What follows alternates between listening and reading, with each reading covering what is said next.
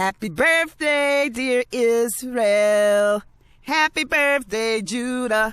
Our 146th anniversary, 146-year anniversary as a constitutional Judaic nation is coming up. July the 28th, 2014. It'll be 146 years as a constitutional nation. 148 years as the nation, okay, by law in North America. Judaic constitutional black nation. And you should also let the people who want to do the African American Museum, that you want the proper name, the Judaic Black American Museum, because we don't want them to try to globalize us and take us out of our unique character, you know, because even Africans don't even call themselves Africans. They call themselves Malawis, Nigerians. So to name this the African American Museum is to stab all our ancestors in the back by not identifying them who they are. They're Judaic Black Americans. Get on that museum issue early. Get on that. Start doing the petition, whatever you got to do. We're constitutional Judaic Black Americans, and we've been a nation for 146 years, and by the time this museum go up, it'll be a constitutional nation, 147 years and 149 years as a nation in general since 1866. Now, the title of this Republic notice is called the Moorish Treaty Alarm. And I have to sound this alarm because I looked at my numbers on my videos and this Moorish thing keep coming back up because it looks like people are looking for something, but they're still looking in the wrong place. They still want to follow the traditions of men. They want to follow deceivers, men. And Jesus Christ told you, and he said over and over again, do not let man deceive you. Do not let man deceive you. It's a lot of black men, it's sad to say, that are just innate evil. You want to make excuses, or they're oppressed, they're this, and this is the same about black women. There's a lot of black women who are innately evil. I used to think that maybe it's just oppression, but let me tell you something about oppression. Oppression does not remove the evil from a person. People who are oppressed, like we have been in America, was oppressed as a result of our own evil. We need to face our demons within. We need to face the fact that we are a good people, but we have had demonic energy amongst us. God is separating his children as the sifts of corn are separated, but don't believe that we are just naturally good, because you had to have a whole bunch of evil to collapse into this level of oppression for 300 or 400 years and be controlled by others. You had to have a cave in from within. Now, we're talking about that cave in from within. This cave in from within is extended to the North America. Now, this Moorish treaty, the name of this video is called the Moorish Treaty Alarm, because this is a significant chance for me to talk about this internal cave-in of evil, where we all get into chaos and we're willing to follow traditions of men. And I repeat again, Jesus Christ said, don't let man deceive you. Now, the Moorish Treaty of 1787 is an alarm that needs to be sounded, because these Moors in North America that's called themselves Moors and said they have a Moorish nationhood have went around telling people this, and they have been deceiving people and pulling them into their way of believing. And they use the Black Law Dictionary and all this. But see, none of this supplements the treaty, the Black Law Dictionary, and none of this stuff counts unless you understand Israel and the God of Israel. Because see, that's God's holy nation. And God of Israel has placed his most holiest in North America in the Constitution. Now, why would you want a treaty if you are part of that Constitution? See, if you are of the Constitution, which is the Holy Covenant, you don't need a treaty. Now, this is what I want you to understand about the alarm. I'm going to tell you how flawed these Moors, or those claiming to be Moors now in America, to try to distinguish themselves as separate, or to try to dominate, or to try to get attention, or to try to grab, or to try to control. Because see, this is all it is: control, grabbing, dominate, profess to be more than they are, separate, divide and conquer. This all comes in. And they want to call me, some kind of Jesus freak or something like that. Hey, claim that I'm a Jesus freak. I'll be a Jesus freak for you all day long, all night long, forever. Okay? Now, this is what I want you to understand. The Moorish Treaty of 1787 was a thing where those who did not feel as though they were part of God's holy covenant, or somehow they thought they was ahead of God. See, God said in Deuteronomy 28:68 that you will go into a second Egypt, okay? You will go into a second Egypt, and you will do the time in the second Egypt because you got a penance to pay. You were disobedient to the God of Israel. Now, this is God of Israel, holy nation, okay? He put us on the front line in the eye of Satan, okay? And this is the penance we had to pay for being disobedient. Now, it's one exception. These Moorish blacks felt as though they was above the God of Israel. They didn't feel as though they had to do the penance the rest of the blacks had to do. They felt as though they was above the blacks. So they signed a treaty in 1787 with Quincy Adams and Thomas Jefferson. And the treaty was to say that they was not slaves. But let me tell you what they did. Listen to this alarm, what they did. At the time they signed the treaty, slavery was in full effect. Number one, land means that the land was the law, and the law of the land was slavery, consent, jurisdiction. Slavery, consent, jurisdiction.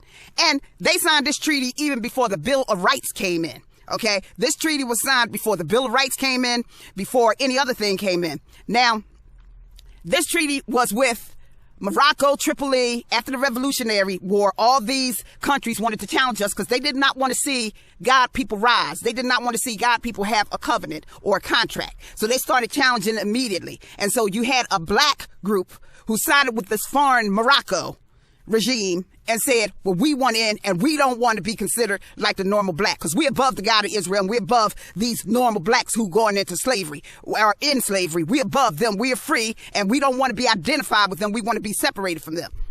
Now, the alarm is if they felt as though they were sovereign, they would not have looked to Thomas Jefferson or Quincy Adams to sign a treaty with them.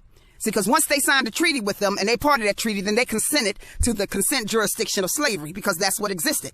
Now, they were not what you would call the statesmen.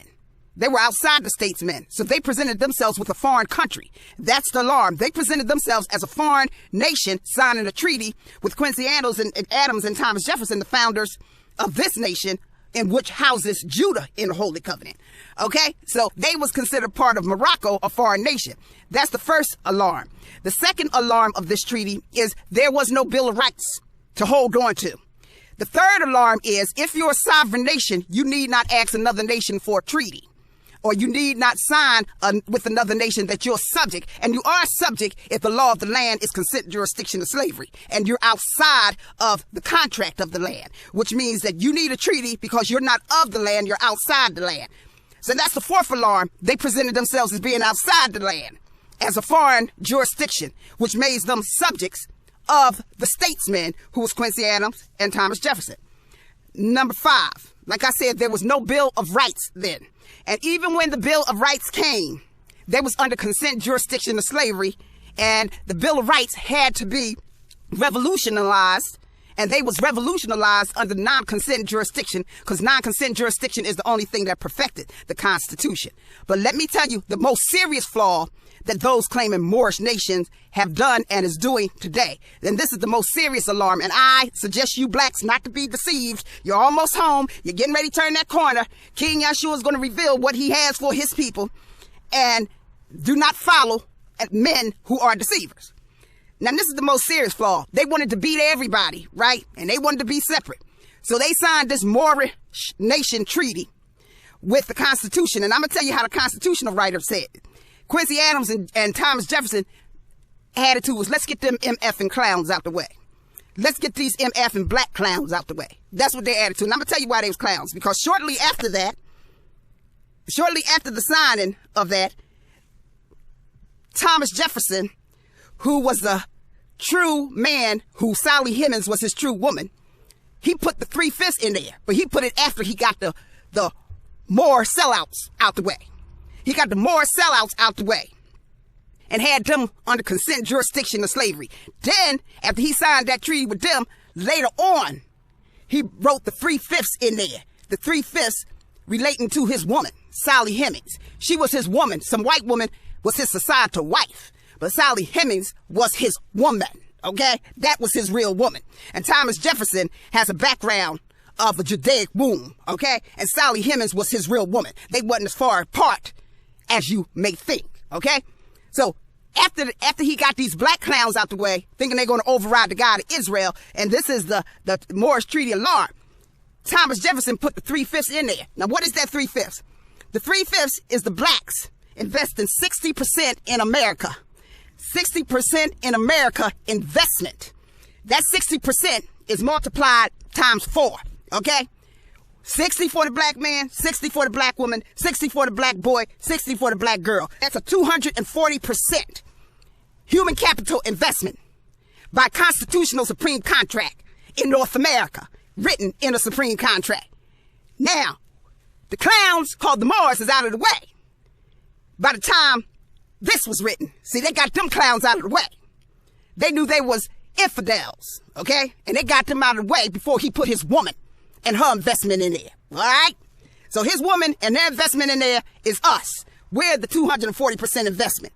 Moors brag about how they excluded, how they had this early treaty, and they signed the treaty before the 240% investment. You know what that means today? That they are violating the law if they go into any house claiming it to be their birthright. And they deserve to be jailed and whatever they got. And if you're following them, you're going to run into the muck and mire right with their ass, okay? Because they were prior, and they signed a treaty prior to the 240% investment in North American by supreme contract. So if they calling themselves Moors and then saying they got constitutionality, they just playing with corporate doctrines, because corporate doctrines don't want to tell them this 411. But what corporate doctrines do is arrest them as soon as they go and try to claim a birthright house, because they still trying to get ahead of the God of Israel. God has a time for his people to do things. It's in God's time. They still think they smarter than the living God and smarter than all blacks. You know, they just still think that they got an ego that supremes someone. And a lot of them are apostate, which means they're not real men. They're just in black skin as men. Okay? Now, they're not going to like what I'm saying, but they doing you a favor. Now, you can pull up your black law dictionary and talk all the shebang crap all you want to. I'm glad these MFers done put their name down that they didn't have a 240% beginning investment. I'm glad these MFers done put their name down, because they done talked a whole lot of crap and done misled a whole lot of people. You know, and they want to say, well, we was all Moors. But see, we wasn't all sellout Moors. And even before we was Moors, we was the Judaic. We was God's namesake. And we was the God of Israel people, okay? So out of all ultimate and the true ultimate, we're the God of Israel people. We are the Jews. And the Jews invested 240% in North America. The Moors who signed the Moorish treaties said they was permanent subject and slaves, okay? See, we ain't signed shit, okay? We didn't even sign to go in the Constitution. We inherited. God's people inherited. God of Israel people inherit. They don't have to sign a damn thing, because God in the kingdom lays out his people. All they got to do is be on the front line and protect the black infant. That's what they're failing at right now. But if they appreciate what the God of Israel is doing, they'll get and they'll hold on to their infants, and they'll start prizing their children. They'll start grabbing these children and prizing them and not letting this system get a hold of them, because that's their inheritance future. Okay, so that 240%, right? The Moorish nation who claimed to be Moors said they didn't have nothing to do with it, because if they signed their treaty in 1787 in January, they didn't have the three-fifths clause in there when they signed it. The three-fifths clause came later. So I told you Thomas Jefferson, Quincy Adams got them out of the way. Quincy Jones is Malachi 2:11 cut off, by the way. So these people who's calling themselves Moors is misleading massive of folks. And you know what? You get on my nerves because you're so easily bamboozled. And then I got to come behind and clean up your bamboozlement, because the kingdom tells me to do this. But it perturbs me and pisses me off that you're sucking the ass out of this BS. And I got to come and tell you, get your face out of this Moorish ass, okay? Because they wanted to spread their funk on you and drag you down with them and say you didn't invest your 240%, so that when we start going into homes, we have a contractual legitimate right as 240% beginning investors, who then leveraged and catapulted to a nationhood within that constitution to 640%, because the 60% leverage or investment turned into another 100% added, the 100% of our Judaic nationhood and our identity as human beings. So that was 100%, 10 times 10. The 2/5 that was missing is the Judah identification. And then also the human being, the other 10%, to take care of those who were like on the boats or ships. So that's 10 times 10, 100% by the 14th Amendment, by the 15th Amendment.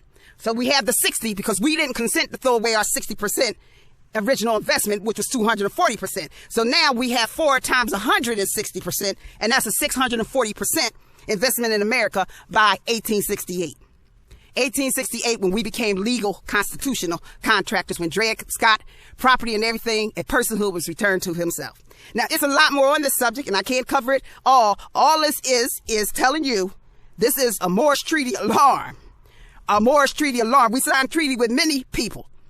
But remember, whoever we signed the treaty with, they were subjects, because consent jurisdiction to slavery was going on this land, okay? And it couldn't be separated. It was called the law of the land, okay? And the Constitution is the law of the land. So the Moorish signed a treaty with slavery, and they tell me, and they come back and say, I'm talking bullshit, this girl's crazy, she don't know what you're talking about, she don't know what you're talking about. Yeah. You better stay out of them homes, because guess what? They got more powerful systems still in place to arrest your ass. And I'm telling the 411 now, you're consented, you have no investment, you consented yourself as subjects. And it was your stupidity if you felt as though this land was yours.